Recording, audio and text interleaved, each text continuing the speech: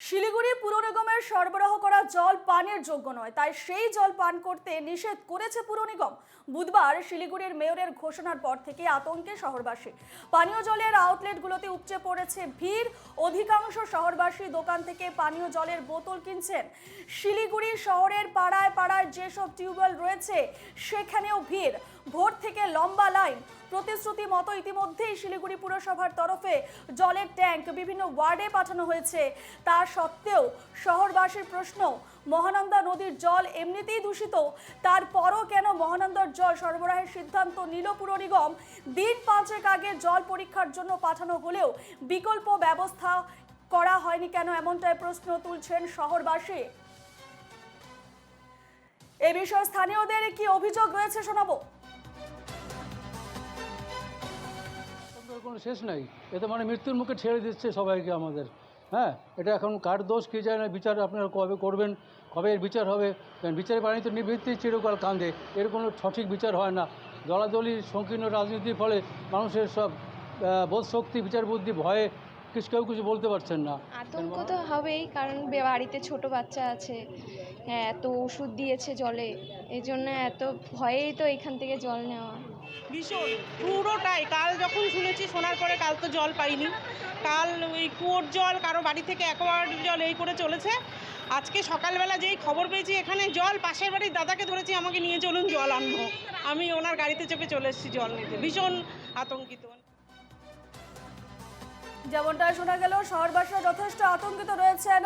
পুরসভা সরবরাহ করা পানীয় জল শহরবাসীকে পান না করার আহ্বান জানিয়েছেন শিলিগুড়ির মেয়র গৌতম দেব, এবং তারপরেই শহরবাসী আতঙ্কিত হয়ে পড়েছেন এবং আজ সকাল থেকে পানীয় জলের আউটলেটগুলিতে উপচে পড়ছে ভিড়। এ নিয়ে আমরা বিস্তারিত কথা বলবো। সরাসরি রয়েছেন আমাদের প্রতিনিধি অংশুমান চক্রবর্তী শিলিগুড়ি থেকে। অংশুমান, বুধবার শিলিগুড়ির মেয়রের ঘোষণার পর থেকে আতঙ্কিত হয়ে পড়েছেন শহরবাসী, এবং ইতিমধ্যে যে ছবি আমরা দেখলাম এবং শহরবাসীর মন্তব্য আমরা শুনলাম, তারা যথেষ্ট আতঙ্কিত। কারণ পানীয় জলের আউটলেটগুলোতে ভিড় চোখে পড়ছে সকাল থেকে। কি ছবি সেখানে? দেখো, এটা একদম বাস্তব সত্যি কথা যে মেয়র ঘোষণার পর থেকে কিন্তু শহরবাসী আতঙ্কিত হয়ে পড়েছে। কিন্তু তা সত্ত্বেও শহরবাসীর মনে কিন্তু একটাই প্রশ্ন, যে গত মঙ্গলবার সন্ধ্যে নাগাদ যখন নাকি ল্যাবের রিপোর্টটা পুর নিগমের হাতে আসলো, তা সত্ত্বেও বুধবার সকালবেলায় কেন পানীয় জলটা সরবরাহ করা হলো? কারণ শহরবাসীর অধিকাংশ যে রিজার্ভারগুলো আছে, সেই রিজার্ভারগুলো কিন্তু মাটির তলায়। স্বাভাবিকভাবেই সেই রিজার্ভারগুলোর থেকে এতদিন যে দূষিত জল যেটা সরবরাহ করা হয়েছে, সেই জলটা পরিষ্কার করে পুনরায় ভর্তি করা কিন্তু শহরবাসীর পক্ষে একদম অসম্ভব হয়ে পড়েছে। যার ফলেই কিন্তু শহরবাসী গতকাল রাত্রের থেকে বিভিন্ন পাড়ায় পাড়ায় নলকূপগুলো আছে বা টিউবওয়েল আছে, সেখানে কিন্তু ভিড় জমিয়েছে বাড়ির পানীয় জল সংগ্রহের জন্য। আমরা দেখেছি শহরের বিভিন্ন জায়গায় বিভিন্ন দোকান পাটে, যেগুলো হচ্ছে প্যাকেজ ড্রিঙ্কিং ওয়াটার বলে, বা বিভিন্ন যে পানীয় জলের যে আউটলেটগুলো আছে, সেগুলোতে কিন্তু ভিড় একদম চোখে পড়ার মতন। তবে এই মুহূর্তে যে ভিড়টা যেভাবে ক্রমাগত বেড়ে যাচ্ছে, তাতে কিন্তু এই জল নিয়ে কিন্তু একটা কালো বাজারের সম্ভাবনাও দেখা যাচ্ছে। কিন্তু বিভিন্ন জায়গায় যেগুলো আছে আউটলেটগুলো তো আছেই, তাছাড়া পাড়ায় পাড়ায় কিন্তু বিভিন্ন কিছু অসাধু ব্যবসায়ী বোরিংয়ের ডিপ টিউবের জল কিন্তু বোতলে করে ভরে শহরবাসীর কাছে বিক্রি করছেন। যদিও পুর নিগমের পক্ষ থেকে এর কোনো প্রতিক্রিয়া পাওয়া যায়নি। তবে শহরবাসী যাতে পরিশ্রুত পানীয় জল পায়, সেই ব্যবস্থা কিন্তু তারা করেছেন। সকাল থেকে বিভিন্ন ওয়ার্ডে ওয়ার্ডে পানীয় জলের গাড়িগুলো যেমন ঘুরিয়ে বেরিয়েছে, এবং তেমন শহরবাসীর উদ্দেশ্যে জলের পাউচও কিন্তু পৌঁছে দেওয়া গেছে। কিন্তু সবথেকে বড় প্রশ্ন, যে মহানন্দা নদীর জল দূষণ পর্ষদের কথা অনুযায়ী সেটা হচ্ছে উত্তরবঙ্গের বেশ কয়েকটি নদীর মধ্যে, তার মধ্যে মহানন্দার হচ্ছে অন্যতম। তা সত্ত্বেও মহানন্দা নদীর জলটা এতদিন জেনে শুনে কেন পান করালো, কেনই বা এটা ল্যাবে আগে পরীক্ষা করতে পারলো না? ইতিমধ্যেই কিন্তু আমরা গতকালকেও দেখেছি এবং আজকেও দেখেছি যে শিলিগুড়ি হাসপাতাল সহ বিভিন্ন জায়গায় প্রচুর সংখ্যক রুগী আসছেন। তারা কিন্তু পেটজনিত নানা রকম সমস্যা নিয়ে, কেউ গায়ে বিভিন্ন রকম র্যাশ বেরোচ্ছে, সেগুলো নিয়ে। যে মহানন্দা জল তো ব্যবহারের উপযোগী নয়, এটা যেমন দূষণ পর্ষদের থেকে বলেছেন, এবং গ্রিন ট্রাইব্যুনাল বেঞ্চের থেকে তারাও কিন্তু জানিয়েছিলেন। যে এই মুহূর্তে আমরা শোনাবো শিলিগুড়ির বড় চেয়ারম্যান কি বলছেন এ বিষয়ে।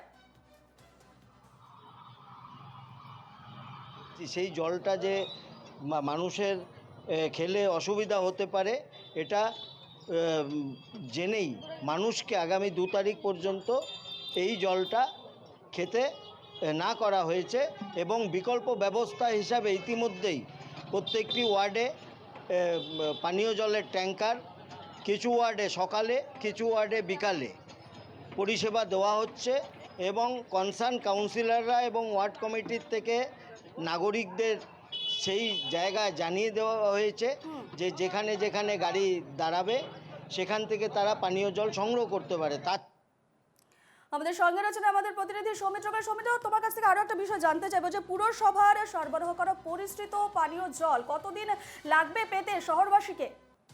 সৌমিত্র, কি জানাচ্ছে পুরসভা কর্তৃপক্ষ?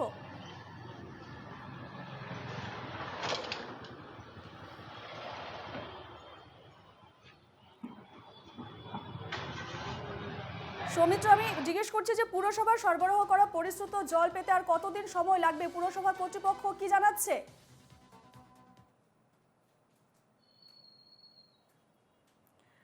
সৌমিত্রের সঙ্গে যোগাযোগ বিচ্ছিন্ন হয়েছে। যেমনটা আমরা জানাচ্ছিলাম যে গতকাল অর্থাৎ বুধবার মেয়রের ঘোষণার পর থেকে পুর নিগমের সরবরাহ করা জল পানের যোগ্য নয়, এমনটাই ঘোষণার পর থেকেই শহরবাসীর মধ্যে আতঙ্ক ছড়িয়ে পড়েছে। বুধবার শিলিগুড়ির মেয়রের ঘোষণার পর থেকে আতঙ্কে শহরবাসী, পানীয় জলের আউটলেটগুলিতে উপচে পড়ছে ভিড়। আমাদের সঙ্গে রয়েছেন আমাদের প্রতিনিধি অংশুমান চক্রবর্তী। অংশুমান,